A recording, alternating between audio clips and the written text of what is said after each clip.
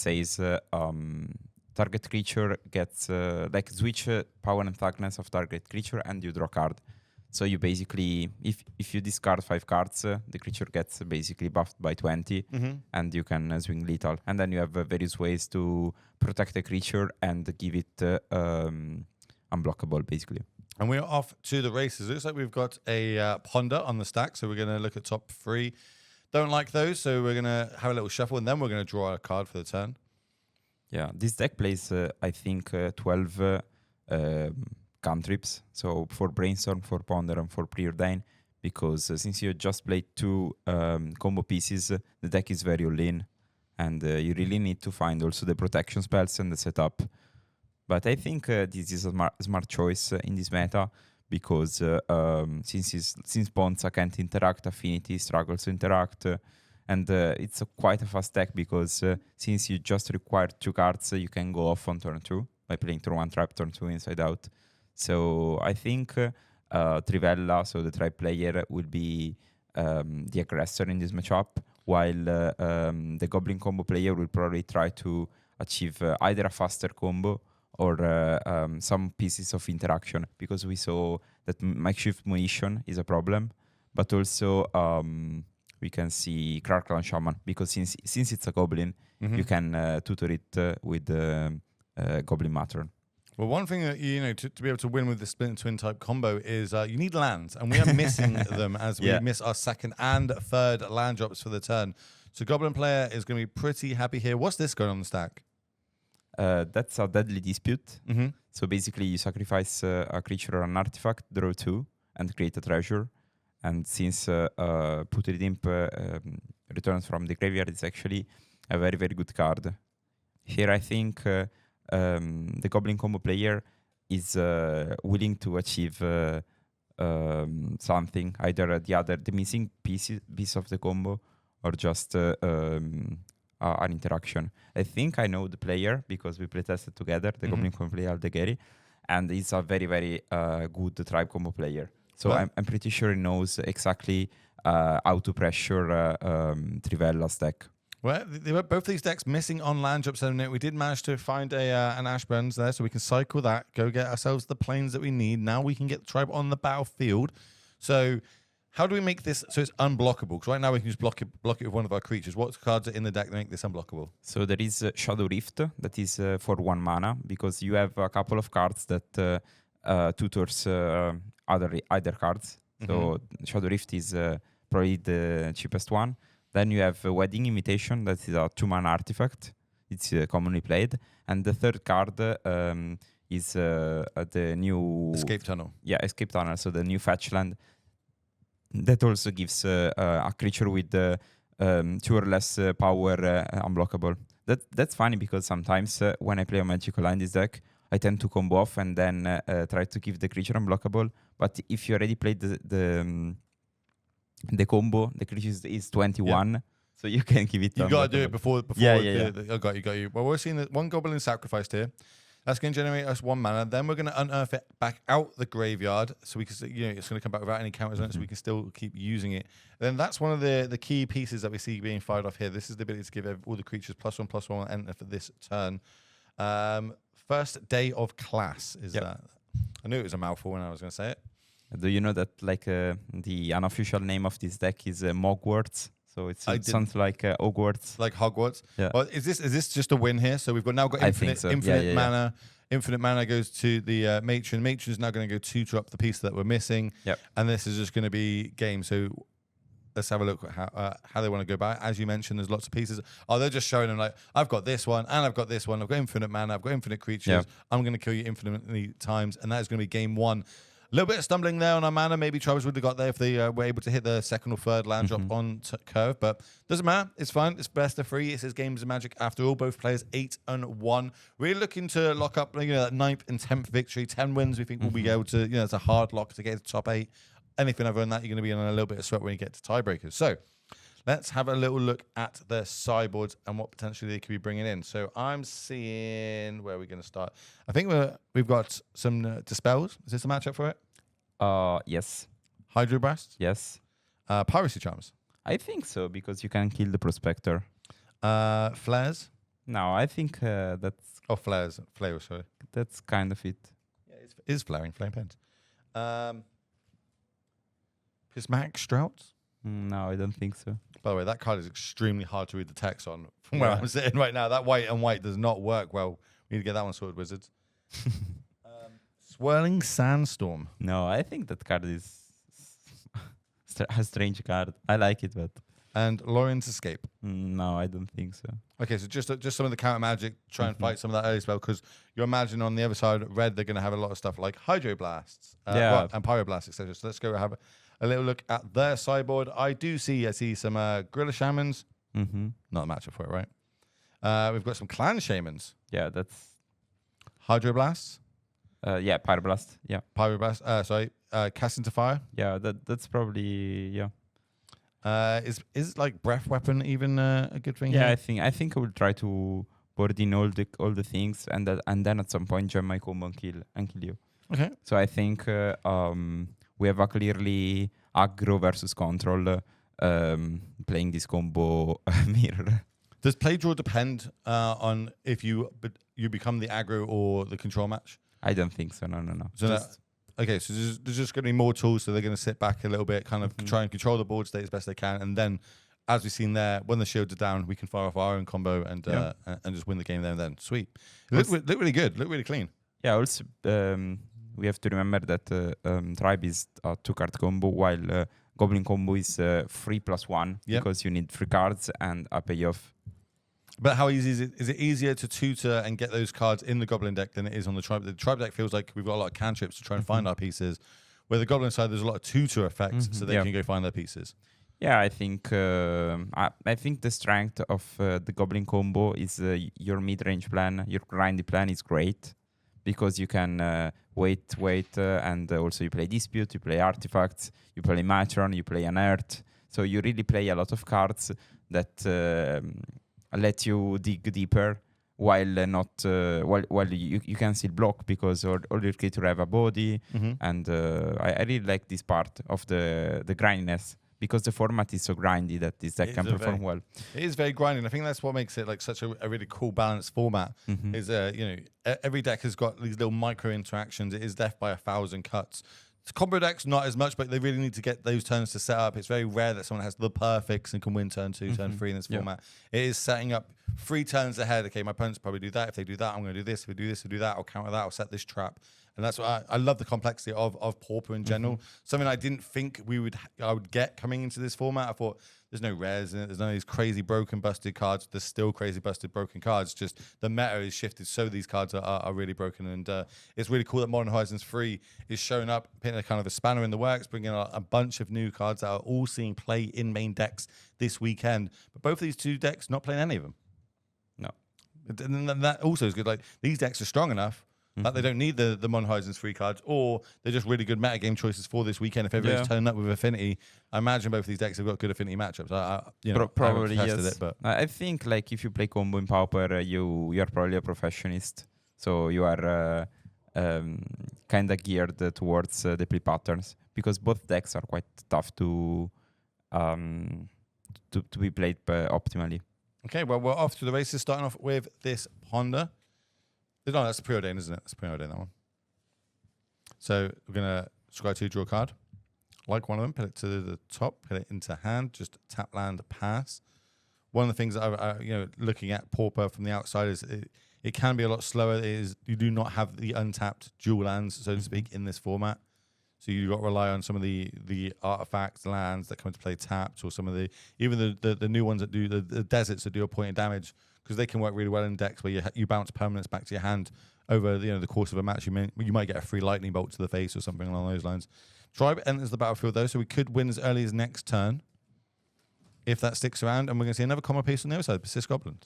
Just needs, if he has the 2 cards that he needs to give it unblockable and switch Power and Thugness, he can just win now. It doesn't look like they do in hand right now. I think we're going to have to start using some of these cantrips and start finding these combo pieces. I do think we've got an escape tunnel, so we've got the way to give it unblockable. We're just looking for the pace to be able to go semi-infinite discarding. But can we not? Oh no, we're looking for the one that swaps it. That's it. As soon as we find the one that swaps it, we've got enough cards in hand to be able to get that one-shot damage across. Yeah. So I'm going to have a look. Also, like inside-out cycles itself. So it's not like it cycles. So you still draw a card, and this counts as still count as one when you're comboing off. That's better. I'm going to go find myself another basic. Imagine that's going to be the basic for the turn. Does this deck only need one white mana? Like once it's got white mana, every other card I'm going to find is going to be blue, or mana I'm going to get is blue? I guess it kind of depends on the build, because someone plays Squadron Oak, so you might want more white mana, and someone just plays the Tribe. Okay. One or two maximum, of course, because the white mana is quite dead, and often you want to do cantrips in your turn and hold up dispels in your opponent's turn. So it's not great, yeah. See Matron on the other side, that means we're going to get to 2 up, unless there's something like a Hydroblast hiding out here that can stop that from coming in. Because, of course, the ETB, we get to go 2 to a Goblin and put it into our hand. I played a bit of Goblins in Modern back in the day where we used to have that, it was quite relevant with the combo deck. I do like that. But yeah, it looks like we're going to not use a Hydroblast. We're going to use the one that we can discard here, right? And it's kind of uses a mana leak effect. Yep. The amount of cards in your graveyard, your opponent has to pay X to... or it is counted. And of course, we've got our discard element on the battlefield with tribes. So a little bit more cycling here, so to speak, with our cantrips. I do see a Hydroblast in hand now. Yeah, but the thing is, when you don't do your combo, you're kind of just doing cantrips. So this deck is a lot more disruptible than your opponent. Well, I'm looking at the hand there, and it looks like we've got like multiple counter spells, plus dispels, plus Hydroblast, plus the one that we just seen, the discard one. Sorry, the name slips my mind. Let me try if I can find it a second, so I don't keep calling it the discard counter spell. It is Circular Logic. Logic. Okay, I'm gonna go with Logic. Cool art on it though. Yeah. Remember yesterday when you told me that my brainstorms have got a cat on them, and I didn't even know that. All right, we got a Pyroblast on the dispel. So looks like the Goblin Common player really wants to achieve this draw 2. But his position is always because now you have 2 tribes, so you can move to combo to combat. Block like one gets blocker, the other one passes, and then you combo off, because your combo is kind of instant speed. You can inside out. The missing combo piece is an instant, so you can do it even after blockers. We still don't have it yet, though. We do have the Hydroblast, as I spoke about, in hand, and I think double counter spell plus, I think, is that the escape land, I think? Well, we're going to find out together as we see Duress hit the stack. So which one of these counter spells would you like, good sir? What's that artifact? Wedding Invitation. So basically it gives a creature unblockable. Okay, and when it enters, it draws a card. Is that scary right now? Is that the one you'd take here, or would you just take one of these other counter spells, leaving with 2? I guess it depends by the Goblin combo hand. I think Hydroblast is probably fine, but... Well, it's the better one of the lot, right? Like it can target a red creature even when it's on the battlefield as well to destroy it, as well as just stopping things on the stack if needs be. Now, how can we kind of fight our way through here? Star. Why do we play stars in this matchup? Because you play a lot of disputes, so it counts as one more artifact. Okay. And sometimes when the combo is really tough to perform, because you only add red mana, you can still transmute it for turn the red mana into a black mana and play like a Duress or something else. That's just it is another tool that utilizes our game plan, but also has got some utility by giving us filter effects. As we see a Deadly Dispute, we're going to sacrifice this artifact land. Counter spell, it is going to resolve. So that's one less in the hand. Or logic, so I say. 3 mana plus treasure token. That's what that card that everyone sees that's signed on the battlefield is. I believe that is a treasure token currently. Yep. No, I think it's a map. A map? Yes, from because he played Fanatical Offering before. Sure. Okay, it's a map token then. Yeah. Here we go again. Golden Matron's going to go 2 to up. I'm curious because now the Goblin combo player can tutor for Clark Land Shaman. Yeah, and that's it. Well, we can carry it on its way down, right? Yeah, I'm not sure it's gonna be played now. Yeah, in fact. try and find a dress or something, clear the way a little bit before we deploy that. Mm-hmm. And I'm curious if Trivella starts to attack with these tokens, with these creatures, because I think it's quite fine to start to apply pressure, because your opponent has to block, so you kind of reduce the resources. Yeah, I don't hear that.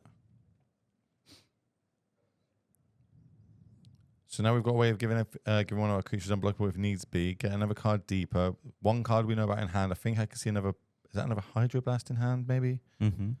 Might be. There are a full 4 copies in the sideboard, so we have to guess it, but they all came in. It's kind of a freebie, right? If you're playing blue, you play 4 copies of that card, and we're gonna try it. Oh, we let resolve. Yeah, I think the card is not problematic on the battlefield, because you can always save your tribes by discarding cards. But it's problematic during the combo, because when you switch the power and thugness, the creature becomes like a median 1.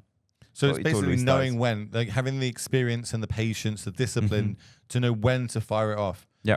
And the turn we're going to go Deadly Dispute. We're going to sacrifice maybe the Matron, maybe not. But that's going to use Dispel to deal with that. Nice little 2 for 1.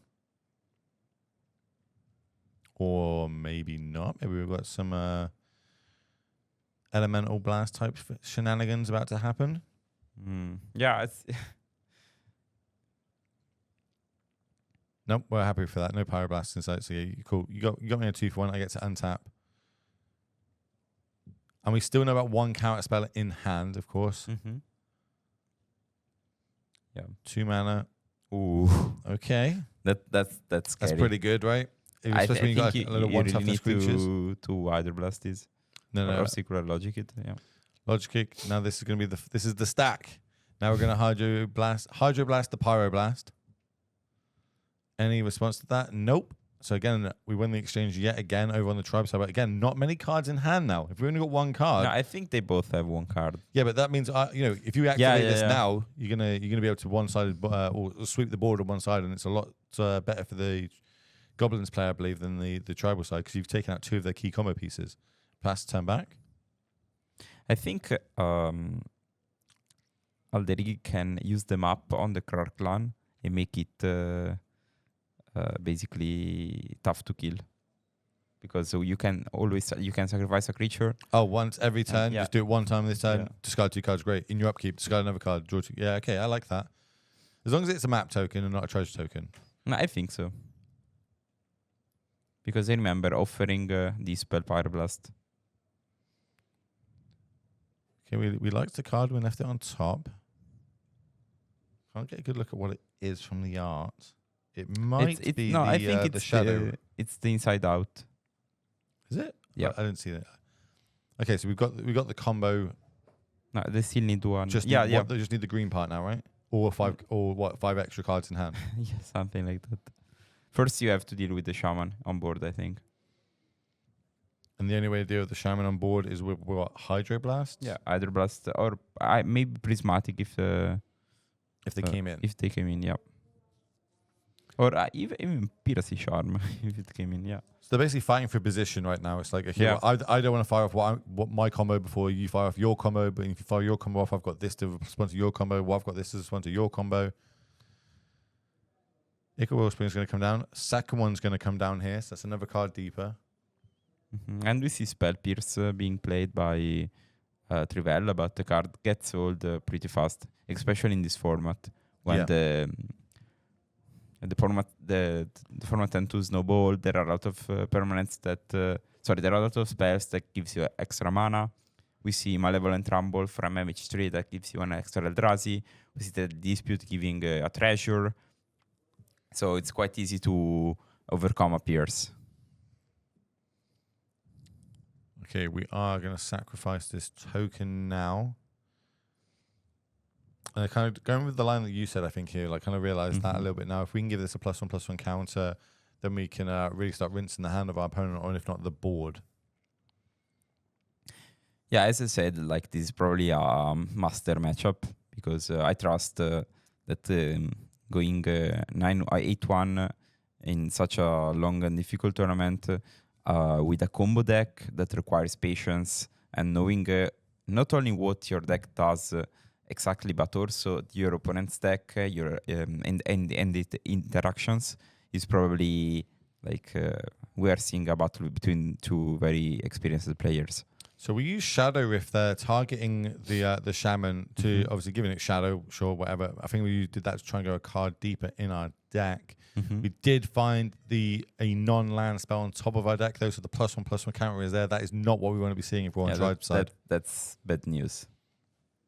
It might, I think that line there, like obviously you pointed out like 3 or 4 turns ago, but that line right now might just be enough as we start sacrificing this Ica Wellspring. But I think we see... Discard this. Ooh. Give this +0/+4 in response to that. We're not going to do in response, okay. No, I did the response discarding white out. Well, so one of them's going to live and the other one's not, is what I'm saying. Yeah. And then we pass the turn and then whiten up, keep you do it again? Probably. But the only problem is you can never actually combo off, because when you switch power to Darkness, then... it's got the damage on the stack. Yeah. So you turn it from a 1/21 creature to a 21/1 creature, that one on the stack. So when you switch it... I mean, not on the stack. That's a boomer thing. It's on the stack. It's on the stack. And I'm not a boomer. That's the annoying thing about it. Like I've been playing in the newer era, but I'm kind of that middle ground. We need a name that's not a boomer or a zoomer. I need like I don't know. What do we call in the middle? Late boomers. 8 boomers. Late boomers. Late boomers. No. I hope not. I hope I'm not a late boomer. Chat will let us know. Yeah, now chat's called me a boomer. Break.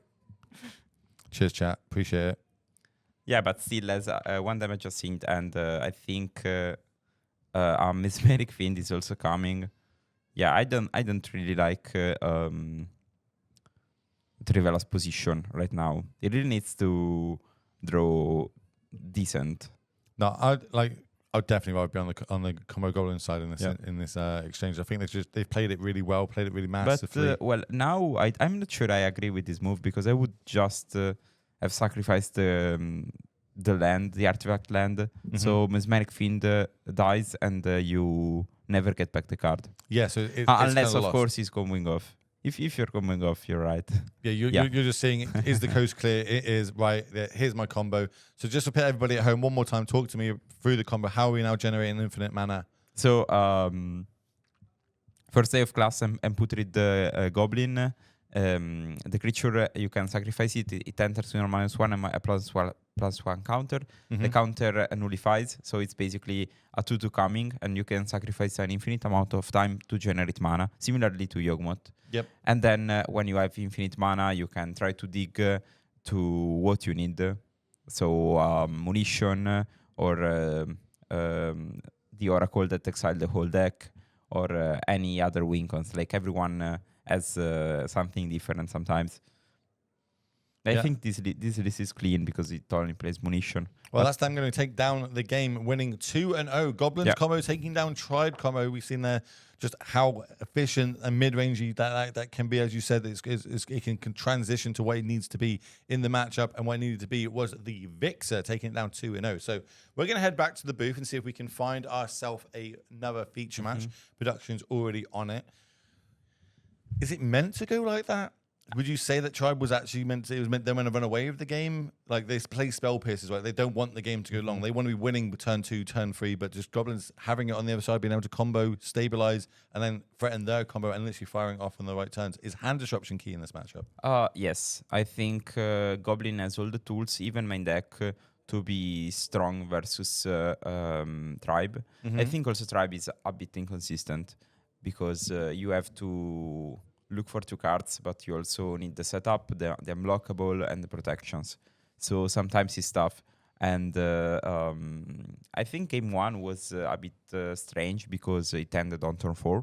So the Goblin combo really looked for all the pieces. I expect that probably both players know themselves. So you are playing against a fast combo too. So you probably look for a hand that develops fast. Yep. And but I think game 2 is what I expect to match grindy. To look like. Yeah, same sort of grinding with discard spell, Pyroblast, removals, Crackle Shaman, blockers. So I think it's not a great matchup for the Tribe.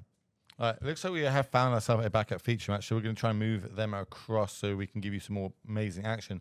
I'm actually going to look, 2 copies of Dress in the main deck as well for these Goblin decks. If, let's say after today, we see Goblin combo in the top 8, let's say we see 2 copies, that everyone starts picking that deck up. What's a bad matchup for it? What really preys on these combo decks?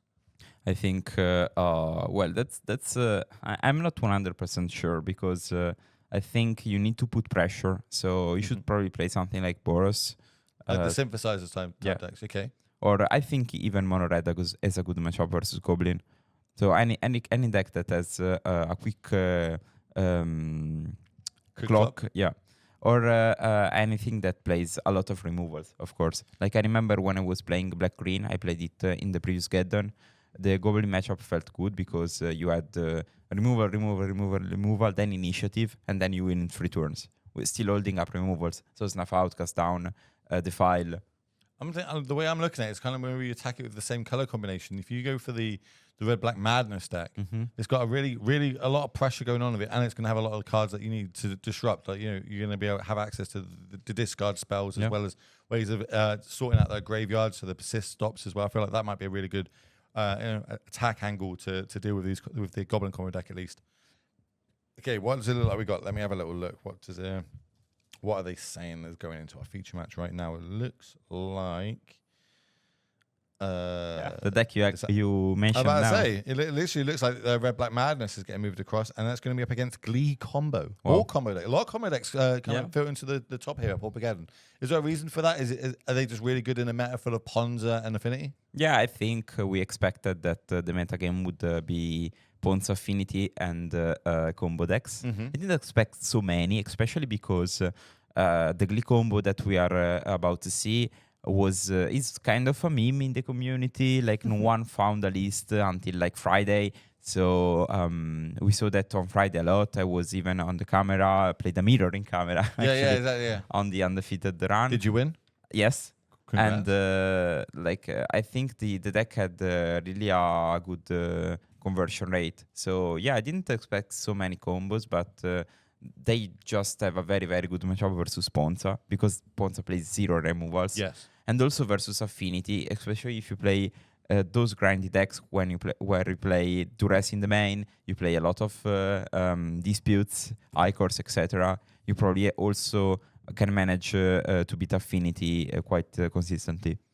Do you think? Where was I going to go with that conversation there? You said so with the Ponza lists. Obviously, they're kind of going through their transition phase at the minute, going from more Ponza to a more creature-based one with the Chrysalis, etc. And maybe it's a few other Eldrazi depending on builds. Do you think that it's now going to still start evolving if this is the meta to bring in some of those more removals, keeping in like Screds and start going to the snow-covered basics, or bringing in lightning bolts, having them main deck, or having some fight effects potentially? If we're going to see more combo creature-based decks, is it worth them adapting and start bringing some of the removal into the main?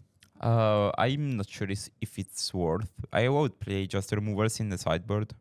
But I guess already knowing what your opponent deck is doing, playtesting, that's probably the key to win more matchups. I think the problem of Ponza is, of course, a deck that's quite easy to pilot. Whoa, come on. No, wait. It's easy to get first steps, but it's probably tough to master. Yes. It's easy to pick up, but harder to master. Yeah, because I think the mulligan rule and the cards you have to put on the bottom, what you do with your rumbles, etc. Those are not easy things because you have to figure out the damages and what your opponent is interacting. So I think it's probably a matter of time, and then we will see more Ponza reactive to the meta. All right, cool. Right, if they're sat down ready to go, producer, let's get down to that table and have a little look, see at what we've, I think we're going into game 2 here, or game 3 by the looks of it, if the graphics updated. Both players at 7, 1, and 1, so that's 1 loss and 1 draw, but 7 wins. If they can get themselves another 3 over the next 4 rounds, then they'll be in a real good shot of getting to our top 8. Of course, 12 rounds of Magic. Yeah, we're going to get that just changed. It's not Goblin combo at the top of our screen. Definitely not seeing that back to back just yet. It is going to be the red-black Madness deck. Yep. Which I haven't seen yet on camera. I've been walking around the room and I've seen a few people playing it. I just and it looks really good when I've seen them playing it. So I thought, well, maybe we'll end up seeing this in the feature match. But then I get distracted by the Poison Storm decks and go over and watch them. Did we manage to get an update of Poison Storm or what the record is? Can you find out for me? Yes. Well, I say for me, chat's the real one. They want to know. It's definitely not my personal opinion of how well the Poison Storm deck's doing. It's chat wants to know how well they're doing. It looks like we're going to be taking a mulligan here. How important important / backbreaking is a mulligan in Pauper? Obviously, in some of the Eternal formats, you can just get yourself out of it because a lot of the mana is really cheap. Ragavans, etc., can just kind of snowball the game away. But in Pauper, the cards not as powerful, especially the creatures aren't as powerful. Spells tend to be a bit more powerful. So is a mulligan more devastating, or are there decks that can just really grind their way out of it super easy? I think it depends from deck to deck. Like if you play Deadly Disputes, like Affinity Mulligan very well, because you play a lot of cards that gives you card back. So you can play Thugcast on turn 2, you can play a Deadly Dispute on turn 2, and you're fine. But other decks like Ponza, each less card you have in hand is a really big malus. Okay, well, starting off the game, Red Black Mouse on the play. We're going to get a point of damage cross with one of the new deserts I was speaking about that's just come out. Say what? Ping you. Ping. Oh, is that what you do every time you play one? Yes. I'd say I'm committing a crime. Like, I'm literally being Wizards are making me commit a crime. I'm sorry, but it's to my advantage. 2 mana. What are we going to do with it? Again, takes effect of the artifact lands that we have in Pauper. Having an untapped artifact land is absolutely backbreaking in some matchups. And so that's highway robbery. Highway robbery. So that's the one where we can discard draw 2? Yes, and they casted with the plot. The plot mechanic, yes. Which is it's cool to see that mechanic showing up now in Pauper. Obviously, making some nice waves over in Modern. Definitely a few in Standard. Haven't seen it too much in Pauper yet, but that's because I don't watch too much. Pauper I think that's the only card they played in Pauper. But chat maybe knows better than me. What are the other cards with plot that you can play in Pauper? Slickshaw, this. I'm sure chat will let us know, but here we go. We're off to the races. So we're going to be doing, we're going to hard cast this for our turn. So this is going to be the card we discard. 1 black mana. That means we're going to be draining 3 life, gaining 3 life. And now we get to draw another 2. Still got a land drop for the turn. We're looking to add some creatures to the battlefield. Like we want that consistent threat of damage ticking over every single turn. So before this combat can go, maybe we're keeping some of the burn spells in hand though to point out the creatures. Like you said, if you can keep creatures off the battlefield, they can't combo. Yeah, I think the Red Black Mantis deck plays an amount of Galvanic Blast because, of course, 4 damage for 1 mana, but also it's a very strong removal spell versus Glee combo. So I think the matchup should be easy for Red Black if he sees removals consistently. Okay, we see the star being cracked there with the 1 mana left floating, plus another 1 mana from the map. That's going to be used to cast the Ichor Wellspring, and then we're going to be playing our own. I think is that the gain life one? I think that's the one that ETBs you gain 1 life. So the opposite of committing a murder. Maybe we call that one committing charity. I don't know. You're doing charity of that one, gaining yourself 1 life here, but we pass the turn back. 3 mana open. Still no creatures to kind of get that damage completely ticking over. Yeah. And I haven't seen many of the bounce lands at the minute. I think it's because we just haven't covered many of the borrow stacks. But having a bounce land, being able to use those to utilize them to generate extra card value in our hand for when we need to do things like this, getting the cards out. So this is going to be a discard. 3 more points of damage going across, 3 more gained. I think. Wow! Now this deck tapped out, so the click combo can. I think it needs 1 more mana to tap out to win on spot. So what you need 5 mana to win in 1 turn? Yes. Okay. Or a creature that can sack itself on the battlefield already. We do not have that, but we do have our 4th land drop. That comes the forest. It's a pretty nice looking forest as well. And that's step 1 of the combo. And just passing the turn back. Are there any ways to protect our creatures in these decks? Yeah, I think the green black deck tends to have to play a lot of protection spells. Yeah, we see Snakeskin Veil, Time Use Safekeeping, and also some discard spells. So I imagine that those are the cards currently in Fiorenza's hand. Normally when we play a creature with, flash, we can play at any sort of turn. But madness lets us get around that as well, right? We can madness end the turn, potentially put a creature in the battlefield that doesn't have flash. Yeah. One of the the big powers of this deck that you can utilize. Here comes in. Here's actually what we're going to see one of them now. So end the turn, we're going to discard a card, draw 2. We're going to pay the madness cost, get the 2/2 flyer on the battlefield. But this one does have haste. So we're going to be turning it sideways.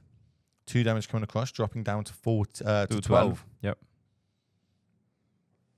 And we're very much doing the death by 1,000 cuts at this point. We're always leaving, something that we can do end of turn if needs be. But if we can't get that creature off the battlefield, we could just be dead this next turn. This adapt is interesting. Yeah, utility response. Yeah. So I imagine that we've got. Do you reckon we've got the combo here? Like 5th land drop straight into combo. Probably. I'm not sure though. Otherwise, why would there be a reason to do it? You know what I mean? We almost tried to bait their end of turn, so now we've got free reign this turn to go for the combo. Here's step 1. Step 2. And activate it. So now talk to me about what's happening right now. What combo is are we witnessing?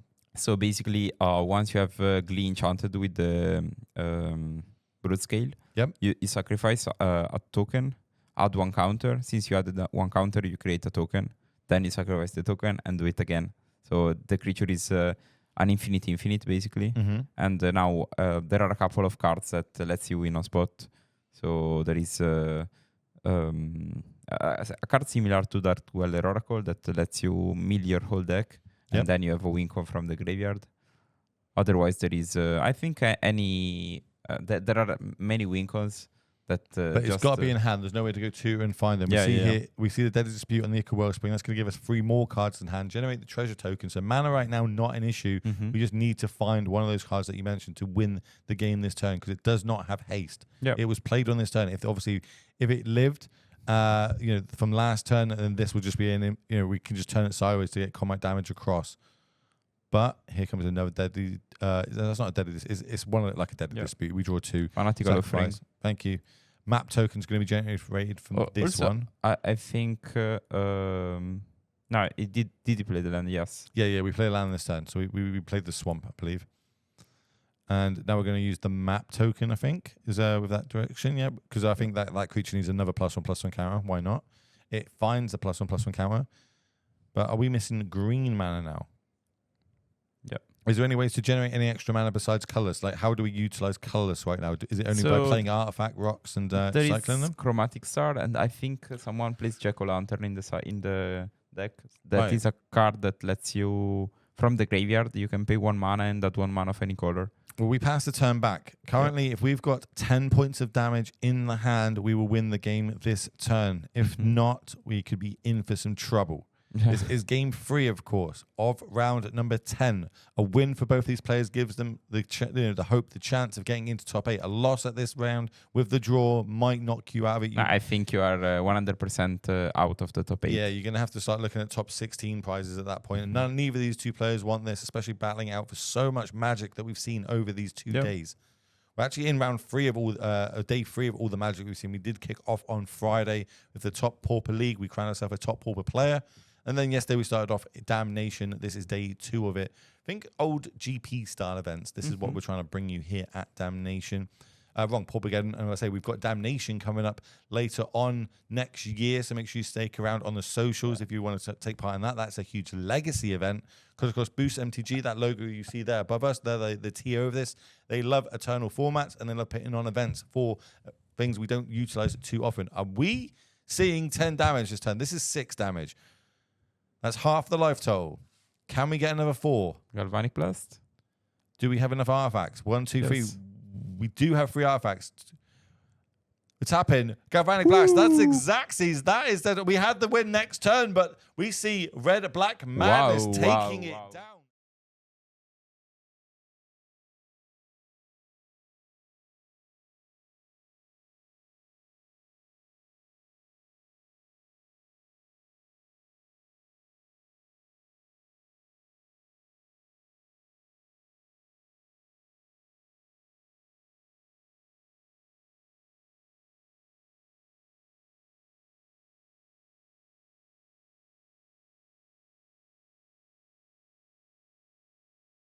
at a clutch turn.